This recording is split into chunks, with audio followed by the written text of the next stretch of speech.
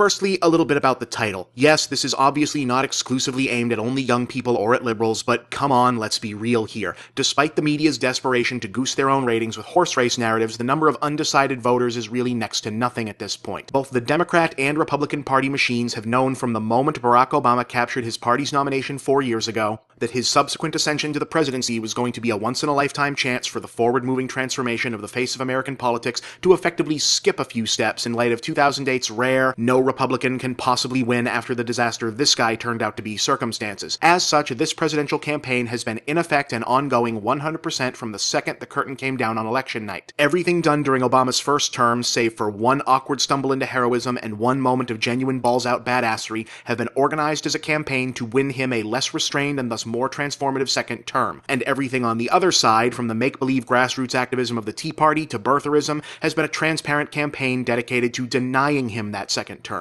These two men, Barack Obama and insert safe, non-threatening white guy here, have been running for 4 fucking years. If you sincerely have not made up your mind between them at this point, please do the rest of us a favor and stay home that day, because the thought of you operating a motorized vehicle scares the ever-living shit out of me, and yes, I see you jumping up and down in the back, libertarians and third-party idealists, so please settle down and I'll get back to you in a moment.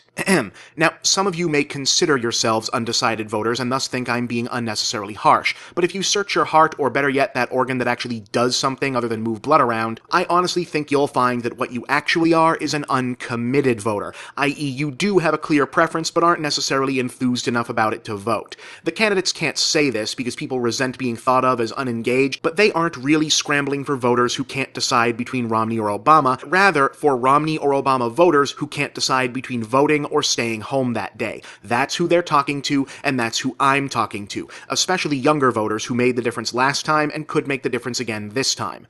So, you, younger voters, you voted for Obama last time for the most part, or you would have if you weren't just a few years too young, and now you're less energized to do so again because he's turned out to be a disappointment. Well, aren't you a special little one-of-a-kind golden unicorn? An easily disillusioned young person? How original! Oh, and please do sit me down and regale me with how you watched an episode of South Park and discovered the shocking truth that there's no difference between the two parties. I mean, there totally and very clearly is, but please, tell me anyway. Maybe you think I'm being snarky, but disappointed? In what? Were you really so naive as to think everything the guy said he wanted to get done was actually going to get done? Did you think that because some of the parties involved in '08 looked like caricatures from a movie, that the next 4 years was just going to be a montage of triumphant still images?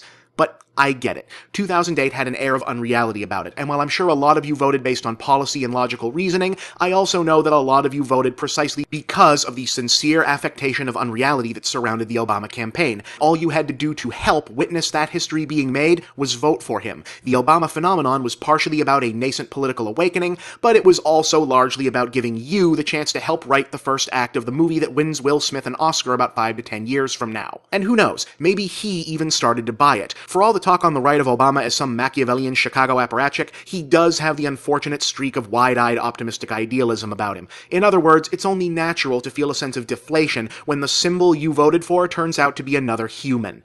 But you know what? Tough shit. The cake's been cut, the balloons have been dropped, the champagne has all been drunk, you've had the thrill of seeing the idealistic candidate you supported out of principle and zeal actually win, a thrill that Mondale, McGovern, and Gore voters never got to experience, by the way. The pep rally is over. Now it's time to play the fucking game. I understand why you're disappointed. Our heroes will always disappoint us when we see them as mere men. Maybe you wanted Gitmo closed. It ain't closed yet. Maybe you wanted single-payer healthcare. You got a half measure. Maybe you wanted soaring speeches and uncompromising vigor. Instead, you got this guy. That's understandable. You're living the political version of Phoebe Cates' Santa Claus story from Gremlins. That kinda sucks. But once more, tough shit. Believe it or not, there are much bigger things at stake and much more important reasons to vote for a president than your feeling of self-satisfaction at having backed the guy who you felt was uncorrupted by the taint of real-world politics. It's time to wake up, grow up, and nut up if you want even a semblance of a decent country for the foreseeable future. Here's the thing, kids. That whole I don't vote for parties, I vote for the person sentiment, That's complete horse shit. He seems like a good person, or I'd like to have a beer with that guy, are terrible, awful, ignorant reasons to vote for a president. Sometimes it works. I mean, all cynicism aside, I honestly think Obama has done a pretty good job, but most of the time it gets us this guy. Remember him? Yeah, man, he sure seemed like a chill dude. Definitely more fun than that unrelatable stiff he was running against, huh? Yeah, for a year or so, it was like we'd elected the tank president. Yeah, too bad some important shit happened, and then we were stuck with this clown and his retrograde right-wing cronies to hang around simultaneously fucking up and exploiting the response for 8 fucking years. Yeah, you really want to roll that dice again? But okay, you don't think ending a war, killing Osama bin Laden, saving Detroit, healthcare, etc. are good enough reasons to vote for Obama, or even just for the letter D next to his name. Okay, I can respect that. Unreasonable standards are, after all, still standards. Let me give you another option. Forget about Obama. Vote against the Republican.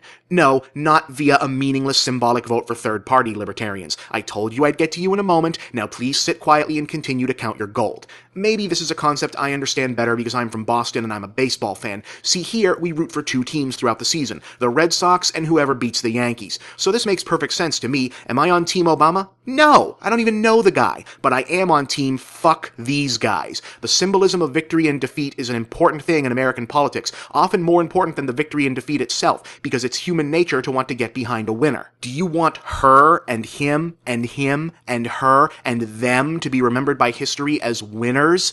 Do you want this guy to win? Because that's what's really at stake here. The narrative. The great sweeping tide of history that pulls the vast majority of the people who only engage in politics sporadically along with it. If Republicans win, the narrative will be that the forces of progress, equality, civil rights, freedom of religion, and freedom from religion were defeated by the forces of regression, family values, meaningless tradition, and arcane superstition. This guy and the legions like him will have won and will be emboldened to make bigger and bigger trouble for everyone else. Do you want that? I don't think so. But maybe that's a little esoteric. You'd like at least one more concrete, immediate reason to get out to the polls and do the right thing. Fine, I'll give you 2. Supreme Court. One of the reasons Obama has frustrated his one-time supporters is that it's actually very hard for a president to effect immediate change. That's by design, built into our Constitution by a group of flawed but overall pretty sharp guys a long time ago. And before you get mad at that, keep in mind that the checks on power that keep a progressive president from instantly making things better also keep a conservative president from instantly making things worse. However, the machinery of America does recognize that there are moments that gradual transformation of law and society just aren't good enough, when instant changes to law are demanded. And for those times, we have the Supreme Court, which has the power to uphold or strike down law with a single, nigh-invulnerable decision, to remake society with the swing of a gavel. The majority of big important issues currently in fierce public debate, from equal rights to equal pay to abortion to everything else, will be settled in large part not by votes or by bills, but by cases brought before the 9 justices of the Supreme Court. Their decisions will shape your future. And who puts justices on the Supreme Court? Well, Congress has to approve them, but only the president can nominate them.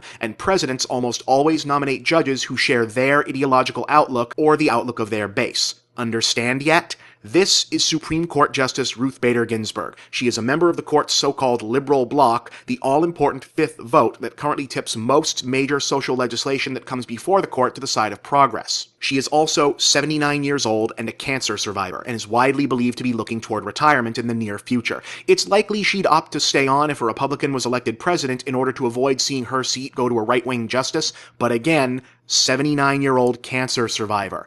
In other words, chances are good that the next president of the United States will get to pick at least one new justice. If Mitt Romney wins, no matter how moderate he may or may not be, his Supreme Court picks will almost certainly be solidly right-wing. That means the court's ideological balance will tip in the opposite direction for the first time in a long time. Think about that. Roe v. Wade could be overturned, allowing individual states to criminalize abortion. Gay marriage bans could be upheld. Legalization not gonna happen under a conservative Supreme Court. Environmental laws could be struck down. The separation between church and state, gone. A memory. Now, the good news is, the good guys will still ultimately win those battles, because everything from demographic math to the course of societal evolution is trending that way. But with without the instant transformative power of Supreme Court rulings, it's going to take a lot more struggle and a lot more time. And if we pause the course of American societal evolution for another 4 to 8 years so that the deluded miscreants of the traditional America set can force everyone to play It's Still 1953 make-believe in regards to the economy and values, the rest of the world gets to keep pulling further and further ahead of us. I don't know about you, but I am a patriot of these United States of America, and I am sick and fucking tired of seeing the rest of the world whooping our ass in the fields and spheres that actually matter in the 21st century, while we sit around building creation museums, shouting down scientific facts, and arguing over personhood as though it was still the goddamn Dark Ages. You have the power to stop that with your votes and the votes of others you can mobilize. Disillusionment is not an excuse for disengagement.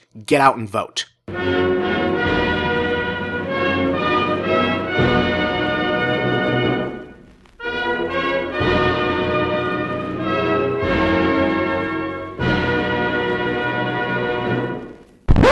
And I promised I'd talk to the third parties, libertarians, and whoever else too, so here goes. Wrong place, wrong time. That's the long and short of it. Third parties, good idea. New blood, fresh ideas, all good things. Just not in presidential races. Yet. The previously discussed powers of political victory narratives on a society and the very real powers of Supreme Court appointment given to presidents means that symbolically voting for a third-party candidate who has no practical chance of winning, even if it helps a bad candidate with a likelier shot win, just to send a message, is the worst kind of short-sighted political immaturity. The place to support third parties right now is at your state and local level, so that said parties can expand their power and influence and then have a real shot at the presidency.